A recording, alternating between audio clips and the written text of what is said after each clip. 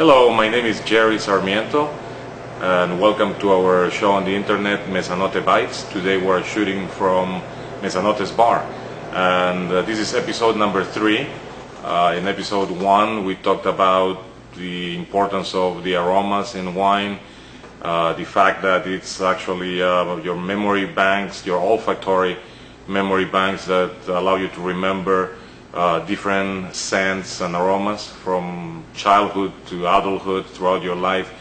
And then we talked about building your kit, so how can you develop those memory banks, hopefully giving you a better perspective when you sit down and order a bottle of wine and you can smell the different fragrances that come out of that glass. So by now, hopefully you are comfortable by disagreeing with somebody like a critic. You know, the critics like to write extensive notes on a number of different aromas. Sometimes I can read about 10 to 15 different things that they talk about in one single 5-liner review. So, you know, if they talk about red cherries and wild cherries and tobacco box, what's the difference between a tobacco box and a tobacco? I guess tobacco box is a little bit more subtle than an actual tobacco. But anyway, they have these different things that they talk about, minerality and even dust and wet floors in the forest, wet animals. I've seen some reviews that talk about you know, like the smell of a wet farm animal. I don't think I ever smelled a wet farm animal, but it's never too late. I'm gonna try sometime. But you know, when you read all of this and the only thing you smell is actually maybe strawberry, that is perfectly fine. You know, that's your memory bank, that's what you remember, and that is fine. You can disagree with a critic, and that will be perfectly fine. You both will be right. So anyway, as I said, by this point, you should feel comfortable disagreeing or agreeing on different aromas, and you know, your point of view is as good as mine. So with that foundation, we're going to move on to talk about labels, and in the theme of actually not labels, we're going to talk about old world versus new world. And there are a couple of things that determine, in my mind at least, the difference between old world and new world. And you probably heard the term when people say like, oh, I love old world wines versus new world wines, and some people say I love new world wines. What is the difference? In my mind, and you know, a lot of people have different opinions too, but in my mind there are two fundamental things about the difference between old world and new world. One is labels, and the other one is actually the aromas that come out of that bottle. Okay? In terms of labels, there are unwritten rules about, you know, how a label is actually created. And if you see a label that you don't understand, that's probably an old world label.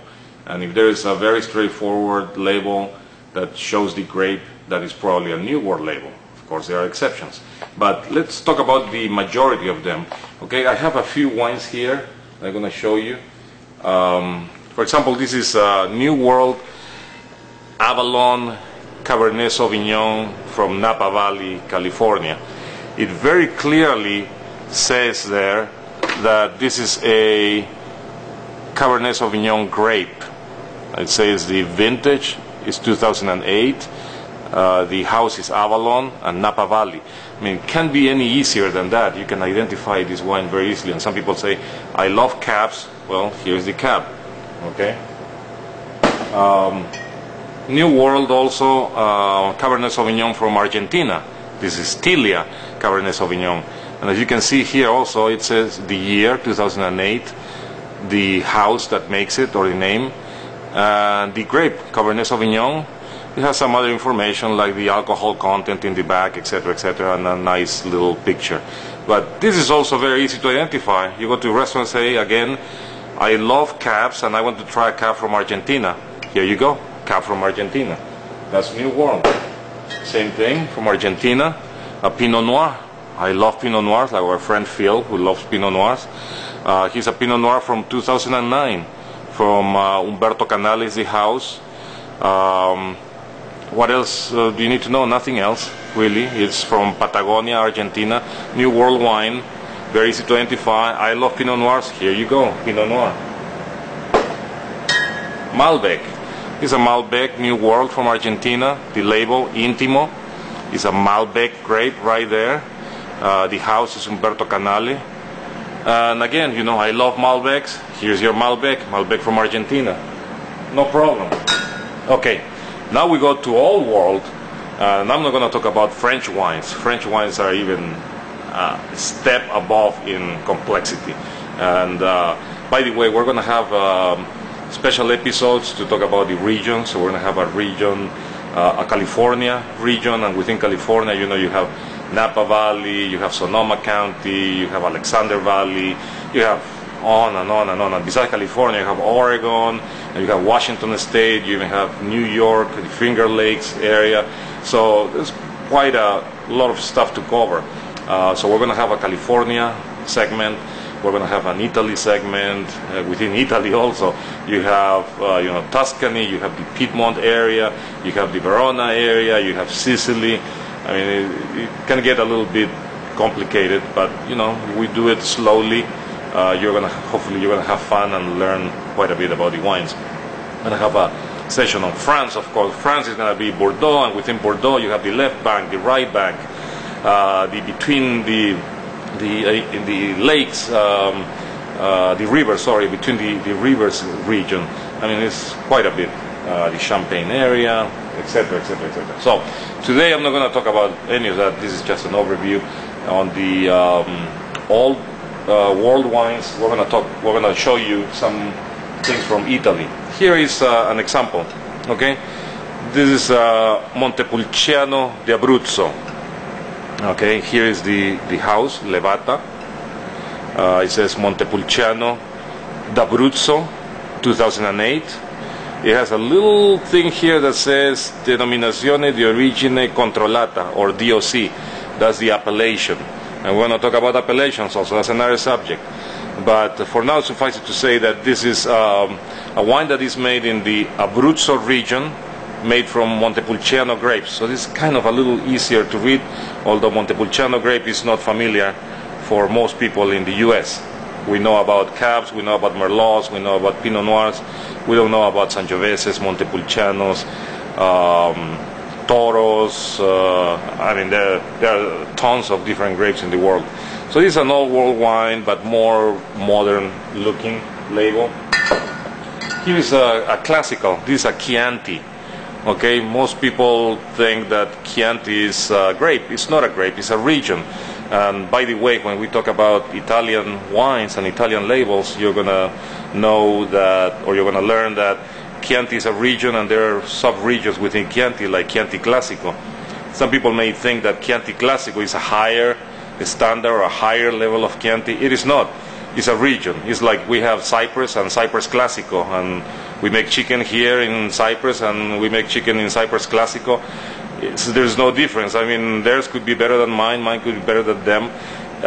It's just the name of the region. So you're going to have Chianti, Chianti Classico, Chianti, there are maybe 5 or 6 different Chiantis.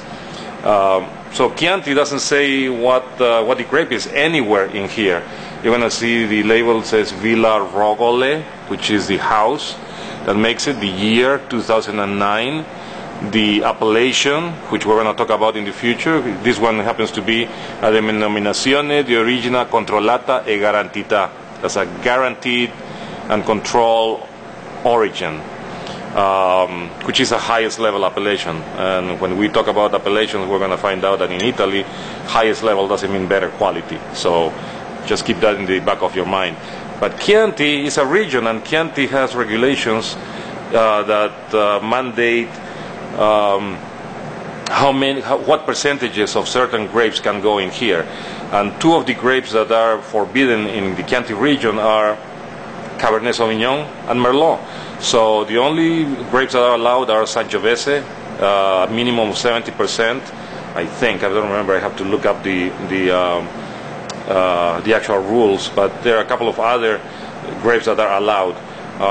Some people in Chianti region, being good Italians, they revolted against this, and they said, I don't care about the regulations, I'm going to make my own wine, and I'm going to put some Merlot, and I'm going to put some Cabernet Sauvignon along with my Sangiovese grape.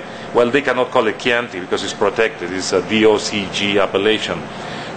So that became the Super Tuscans, which we will talk about again. But the point today is about all world wines. You see Chianti, you don't know what the grape is. Nowhere in the bottle you're going to find out that there is Sangiovese grape here. So that's why in our menu we talk a lot about, put a good description of what the grapes are, what the aromas you should expect. Not that you're going to agree with us, but what aromas you should expect, what flavors you should expect, the finish, is it long, is it short, etc. And what kind of grapes are there, because in all world wines you will not know unless you read it somewhere, or you can pull your BlackBerry or iPhone and Google it and find out what grapes are there. Here's another example. This is an example of what I just mentioned before. This is Super Tuscan. These are people that decided that they don't want to produce Chianti. This is produced in the Tuscany and Chianti region, but has Sangiovese. This one actually says the percentages. It actually back here says it's 60% Sangiovese. I don't know if you can read that, and 40% Cabernet Sauvignon. Cabernet Sauvignon is a forbidden grape in the Chianti region, so this becomes actually a Super Tuscan. Okay, and it's not an appellation. The name Super Tuscan is more of a kind of a nickname, something that caught on in the public eye, that is a good wine to try, because they make really superior wines, many times much superior than a Chianti, but that's with the introduction of grapes that are not allowed in that appellation. It's another example of a Super Tuscan. This is another Italian wine, old world too, but it's a Super Tuscan. It says Toscana Rosso. And the Super Tuscans, when they broke away from tradition, they start doing different things too. This one, for example, says exactly what percentages of grapes it has. It has Sangiovese 20%, Merlot 20%, Cabernet Sauvignon 20%, and Syrah 20%. Let me see, I think I did something wrong. 40 Sangiovese, 20 Merlot, 20 Cabernet Sauvignon, and 20 Syrah.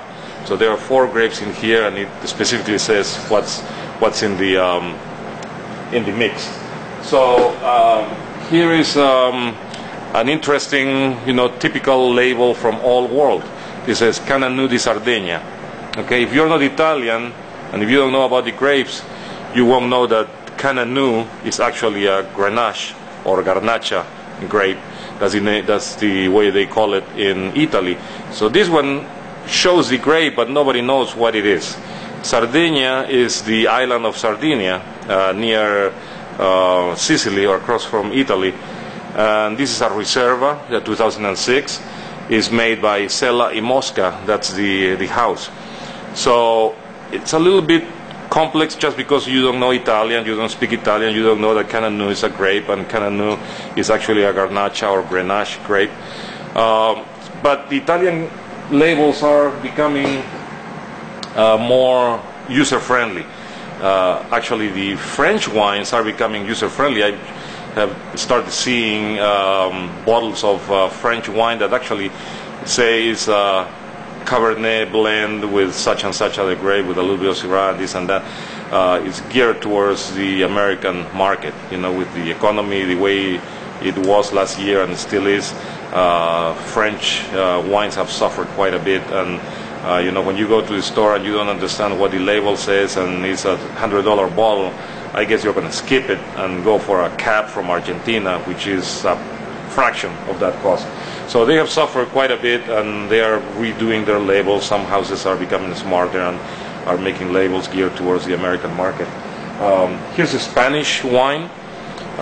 This is Las Rocas. It says clearly what the grape is, Garnacha, from 2007. The region is Calatayud. This is made from 100-year-old vines. And we're going to talk about the scents also. And this is a new world wine from Argentina, Don Tiburcio. Interestingly enough, it doesn't say anything in the front about the grapes, because there are quite a few of them. This one happens to be Meritage, and it's pronounced Meritage. It rhymes with heritage. It's not Meritage like some people say, so please say Meritage. This is a Don Tiburcio Meritage from Argentina. It has 50% Malbec, 20% Cabernet Franc, 20% Cabernet Sauvignon, 5% Petit Verdot, and 5% Merlot. It may have a little water in it too. I don't know, but it's quite a few different grapes in here. Don Tiburcio is the house. Bodega Venegas is the maker. 2007 the year. It says it's 14.5 alcohol level. Simple. You know, you read the front, you know it's from Argentina, you know the house, you know the grapes in the back. So, New World, Old World, New World are in general easier to read. They show the grape. Old World, particularly France, they are more difficult to read because you don't know. You have to know, like in the Bordeaux region, you have to identify who the chateau is. In the Bordeaux region, if it's a left bank or a right bank is a difference. If it's a left bank, it's going to be predominantly Cabernet Sauvignon. If it's on the right bank, it's going to be predominantly Merlot. So if you're a Merlot drinker, you may want to look for a Bordeaux right bank, and then you have to know the appellations on the right bank. If you're a Cabernet Sauvignon lover, you may want to look for a Bordeaux left bank, and then look for the appellations on the left bank. We're going to go through that later. So don't worry. Right now, I want you to just get a little bit familiar with the labels. When you come to Mesanote or you go to any restaurant, ask for the wine list, keep it right next to you, like, and you know, read what grapes are in there, get familiarized with the label reading and with the different grapes that are out there in the world. So that was one of the aspects of wine, Old World versus New World. Another aspect is the scent, the aromas. New World obviously are newer vines. Old World, Spain, France, Italy, the vines have been planted for a long time. So another difference, not general difference, but for the most part it is one you want to consider, is the aromas. When you have an Old World wine that comes from a 100-year-old vine like this one, which is a Grenache from Spain, from Calatayud, a 100-year-old vine has had a long time, 100 years, to develop the roots into the ground. Those roots are like 3 stories high. I mean, these are substantial roots into the ground. And, you know, they are immune to droughts, they are immune to floods. Because if there's a flood, it's going to take a long time for that water to penetrate the soil all the way down to whatever the tip of that root is. If there's a drought, they are so deep enough that they can suck nutrients when other younger vines cannot suck anything. So, and in that process, they develop certain characteristics, certain scents. Of course, a lot of the aromas that come out of a bottle of wine are developed during the making process, during the fermentation process. There are different techniques, different winemakers use different techniques to impart certain aromas. The use of barriques is also very important. You know, an oak barrique from America is very different than an oak barrique from Slovakia or an oak barrique from France. So, depending on what they use, it imparts different aromas and scents. But there's some elements that come from the soil that, you know, when you have a 10-year-old vine that has traveled, you know, a certain decent distance but not huge like a 100-year-old vine, it's going to be more fruity. So a younger vine is going to give you more of fruits, red fruits, black fruits, whatever it is, you know, berries, tropical fruits, whatever it is. You're going to get, when you swirl that glass, you're going to get more of that fruity scent. When you drink an Old World wine from a very old vine, it's going to have more complexity. Of course, if this one happens to be a 2007, so hasn't had too much time to develop in bottle, so this one probably has some fruit elements. But if you get to pay the money to get an old world, old vintage wine like French Bordeaux from one of the famous chateaus from 1999 or 1985 or whatever. And believe me, they can survive in that bottle for a long time. Maybe they have another 30 years to go. When you get one of those bottles, even the newer ones like this one, you're probably gonna get some more complexity. And by complexity, I mean you're gonna, the first time you sniff it, you're gonna feel some strawberries. The next time you sniff it, it's like, wow, I feel some chocolate in there. Next time you may think you perceive some soil or some rock, some minerality.